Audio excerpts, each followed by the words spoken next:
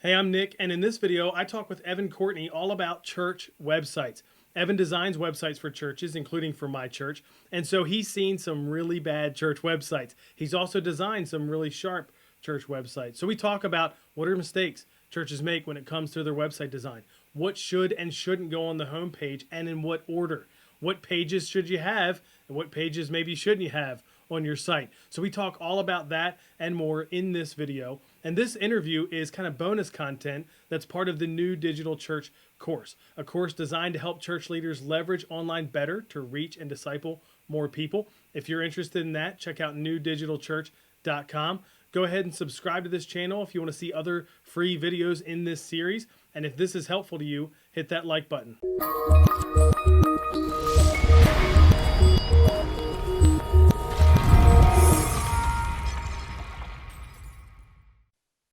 Hey, Nick Blevins here, and I'm here with Evan Courtney. Welcome, Evan. Hey, thank you so much, Nick, for having me on today. I'm excited about being able to share with churches and help church leaders. Great. Well, tell us a little bit about you. And you serve on staff at a church, but you also do something that's really going to be the point of our conversation. You help design websites for churches. But tell us a little bit about you, your church, and Creative Courtney, your company. Yeah. So absolutely. So I own a web and graphic design agency based out of the Midwest that I help churches and small businesses, nonprofits to be able to communicate who they are better to their people, to their clients, to their church attenders. And then I also am an executive pastor at a multi-site church in the Midwest, where we have multiple locations of just helping people understand and know and follow after Jesus. And so it's a unique blend of having both a web design agency and being an executive pastor. It's really cool because it's like both of both worlds. So if you just, talk to web designers, they don't have the church side. And if you talk to church people, they don't have the design side. So it's a really interesting gift set that God's kind of really put on me throughout the years. Like when I was in high school, like I was the only one designing websites, and during that time frame, like websites were brutal and horrible. And so I wondered, like, God, why am I taking these coding classes? Why am I doing this? And then, I just the merging of those, and especially with the digital age and it's becoming more and more digital, I'm like, okay, like God, you know what you're doing. So it's kind of the framework of the pastor, and then also the design side has been really, really helpful. Yeah, because because that is a challenge sometimes when you're getting a website designed. If they don't work with churches, they don't know what churches need and want. And even churches are very different, and you know that too, because you've been in the church for long enough that you know there's differences, right? Yeah, and so I think it's understanding the language of churches and understanding the framework of churches and what they're trying to accomplish and how that design can marry with that. Yeah. Yeah. So I want to kind of get like your perspective as somebody who works on staff at a church, designs websites for churches. You do a lot of what they say, right? But I know they ask you for input. You're going to do our site, right? And we have Right. thoughts and we have ideas, although I think we're probably similar in a lot of that, so it'd be easier. So sometimes though, you're probably designing sites and you're doing what they want, even though you don't think it's best. This is about, no, you tell us what you think is best for church leaders who are watching as they think about their website. And I want to start with like, what are some of the mistakes that you see? Because of the old one that you're redesigning, that was a mistake, or maybe they're even pushing you to do it on the new one, but you feel like that's probably not the way to go. What are some mistakes churches make? Yeah, so absolutely. So probably 9 out of 10 websites that I'm designing for churches, they already have a website. Like churches already have websites. But what happened was the first time around, they did it themselves. And then they're seeing the value in that. And so now they're like, okay, like we did it ourselves. It isn't working. It isn't hitting all the cylinders. Now we need to actually bring in somebody that can walk us through this framework, because there's tons of options out there to do it yourselves. You hear the commercials, like a Wix, like you can dive in and do it yourself. Squarespace, you can do it yourself. WordPress, you can do yourself. But I would really challenge churches that there's a lot of things that you can do yourself. Like I can, change the oil in my car if I want, or I can, rotate my tires, but it doesn't mean that I know how to do it, or that's the best for my car. Like I could do it, but my car is going to end up bad. So some of the mistakes, like one of the biggest mistakes is, I think what they call like is the curse of knowledge is what Donald Miller says. Like we just have, we know so much stuff about our church as church leaders that we feel like I just need to put it all out there. I get lots of information of churches about the history of their church. And oh man, we've got so much history. I got to tell people about the history. And I always tell church leaders, I'm like, the only people that care about your church history is you. Like, nobody else going to your website cares that, you planted the church 80 years ago, that you guys were in these 4 different buildings with the 4 different photos. So that's kind of the, avoid of giving too much information. So what I like to do is think of what information that individual is needing to have to take their easy and obvious next step. That's a good way to put it. And that's different on different parts of the website too, right? Like the homepage could be pointing to one next step. The youth or student ministry page is another step, right? That makes sense. Yeah. So I think websites initially started out as it's the information superhighway, right? I don't know if I'm dating myself with that term, but it's the information superhighway. Where now there is that, like there's Wikipedia, but your church site isn't Wikipedia. Your church site is just like your church. So what is the goal of your church? The goal of our church isn't to share just information and provide information. I would think most of our churches is the goal of the church is to help them to grow into fully matured believers. Okay, that's our framework. Now, how can our website help us to grow people into fully mature believers? That's the first question. Any other mistakes you see too? Again, I'm thinking there's probably a ton, but just some big ones that stand out in your mind. Yeah, I think that one of too much information. The other one is not allowing people to fully understand what your church is about, not helping them to be able to identify, I guess, with the church. So I need to be able to go to so several years ago, I was with my in-laws vacationing in southern Missouri. And it was over a Sunday. And so they're like, Evan, you're the pastor. You find us a church to go to. And so I literally found myself on websites, giving websites like 5 to 6 seconds to convince me to visit on a Sunday. So I'm on vacation. I'm needing to know real quick, like, what size is the church? What type of people are at the church? What age are the people at the church? What demographic are the people? Are they going to be like me? What do I wear at the church? So I think some of the times, like, we don't allow it to be simple and answer the questions that people actually have to get them through the front door, I guess. So I think that's a mistake that we make, is we don't make it easy. We don't really explain like who we are. And the solution for that is very simple. Use photography. So if I use a photo of our church and it shows people from our church, I instantly answered 15 questions. Sure. Yeah. One of them's what do I wear? What does it look like? Yeah. Maybe even how big the church is, if the picture shows something like the lobby or the auditorium. Absolutely. I didn't want to walk into a church that was a certain size, because we had some kids, and I didn't want to walk into a church that was a church of 30 because I knew my kids would be with me in the service. I didn't want my kids with me in the service. So it is some of those, like, show the size of your auditorium, show the size of your building, show, what race are the individuals that are coming? Is it one race? Is it multiple races? What age? Show the picture of the pastor, because people want to relate with the pastor. Like, what is the pastor like? Are they like me? So I think that's one of them, is just not really fully explaining like who the church is. Like, a lot of times we just put too much, this is what our beliefs are, this is our service time. So we don't really help people to answer the question that they're asking. Well, I think I don't know if you've seen this, but I've observed that a lot of churches, one of the top most visited pages is the staff page. And I think that's just, I need to get a picture of what the church is like, and I can figure out how many staff they have, what that racial demographic looks like. And I think sometimes it's to make contact, but I think a lot of it is, that's the best way for somebody to figure out what the church looks like. Let me see what the staff looks like, which is usually true, right? I mean, that usually is a good picture. Yeah. So you're answering the size, you're answering, how many people do they have there? What do the people look like? Do they look like me? Am I going to fit in? All those sort of things. I needed to know, like, I only brought shorts. Like, can I wear shorts to this place? I mean, so it's like really simple questions that I think we just overlook.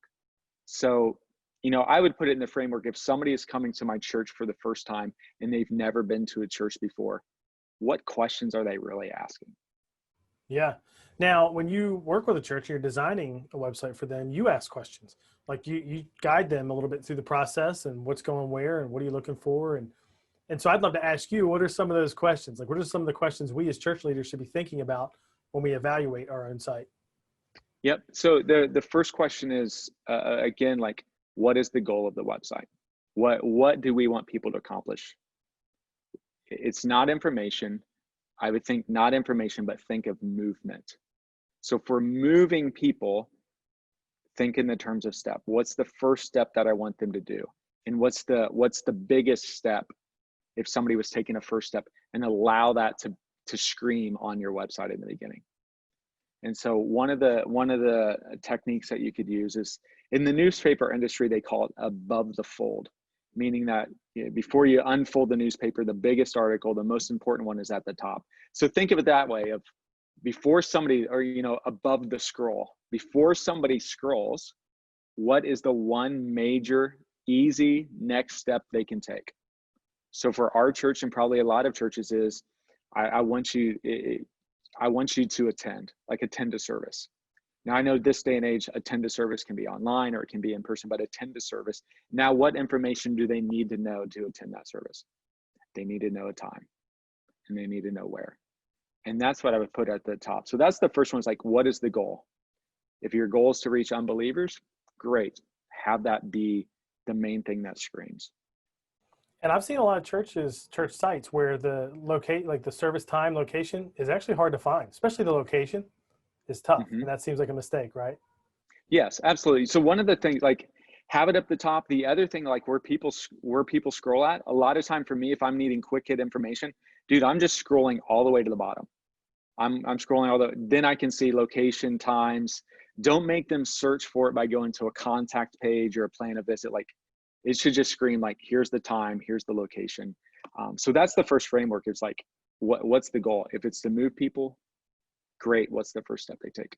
Then I would continue to think in those processes of, it's really organizing your content of, here's the most important thing.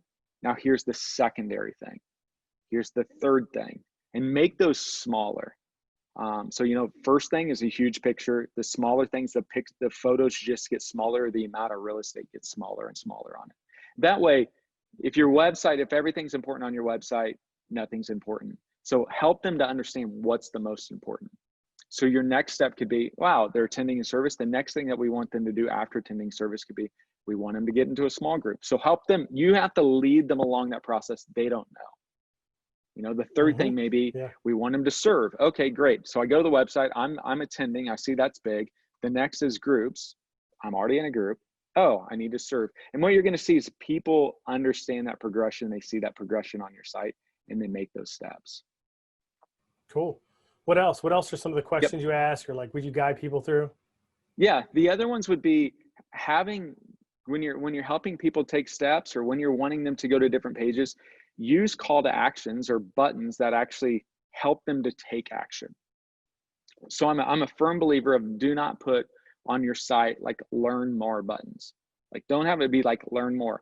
Lead them to action. So if you're wanting them, one of the priorities is you want them to give, have it say give. If you want them to attend a group, put join a group, serve on a team. So make those action-based buttons. The other one is provide people with visuals of what they're going to experience because of your church. What am I going to experience? You know, what is the felt needs of your community that you're going to relieve of them because of coming? So visually show what they're going to experience. Have that in photos. And you would say, I'm assuming you would say real pictures too, like not stock photos. Yeah. If you can do real pictures, do real pictures. If you can't, you've got to do stock photos, which I get, and I understand. Like, lots of churches don't have, like, we can't get good photography. I don't want to show my auditorium. And there is, unsplash.com is a great resource. If I'm working with churches and they don't have photography, I grab from there. There you can figure out, make sure. I always want to sell what I am. So don't sell something that you're not. Don't set yourself up for, hey, I thought this was young families and they walk in and it's not. You don't want that. So just be true to yourself. But yeah, absolutely. I would use real photos. Show them, like, if you're wanting them to feel this relief of, man, I'm in God's house. I can experience God's love here. So do that in a photo of somebody greeting somebody else smiling, somebody smiling at the door. Those really help people understand what they're going to experience. Well, the website too is, I mean, it really is like a window into the church or a glimpse or whatever you want to be. So that makes a lot of sense that we want to make it as good of a glimpse or a window as we can so they know what to expect, right? That makes a lot of sense. Yeah. Yeah. Help them to know like what felt needs is the church going to fulfill. And what's really hard, I think, sometimes as church leaders is we've been in the church for so long, we forget what that unbeliever is really thinking inside of their head or feeling. So you gotta come from more of a carnal approach of, they're selfish, they're wanting things their way, and so you've got to figure out a way how to present that on the website. Like, can I wear shorts? Answer that question for them. You may be upset by that, but that's what they're asking. They're asking like, are you going to give me money? Are you going to ask me to give money? Do my kids have to sit with me? Like, they don't know any of that. So you want to outline a lot of that, and you can do that in the photography. And a lot of people have pages that are just a simple I'm new page or plan a visit page. And then boom, they put that content in there. They try to actively answer questions that people are thinking. But it's general stuff. It's not, here's what we believe. We don't believe, we believe the Trinity, and, here's how you get baptized. None of that. Like, just say, hey, this is what time you come 15 minutes early to check your kid in. After you check your kid in, our service is an hour long. It's going to be 15 minutes of music, 30 minutes of message. So, I mean, just keep it as simple as you can.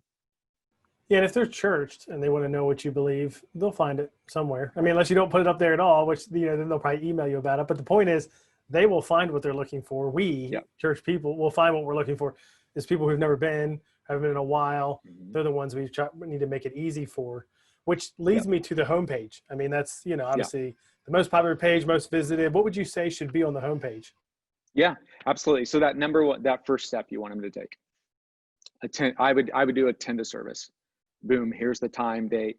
Up at the top, the top right where your menu is, simple, clear words that lead them to action. I try to avoid same thing, avoid that.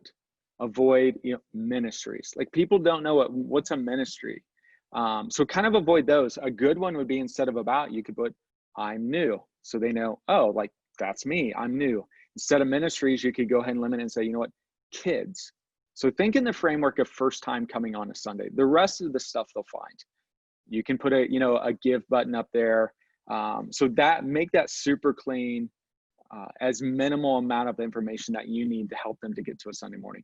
The rest of the information you can put in the bottom of the website, a footer of the website, they'll find it. You got student ministries and it's not on a Sunday morning, put it in the footer of the website. If you got Bible study, put it in the footer of the website.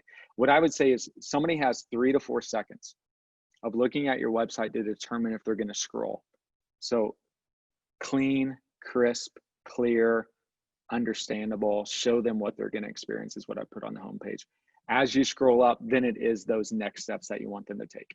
Also, I think really good during this time is putting some sort of like on demand, or here's the messages.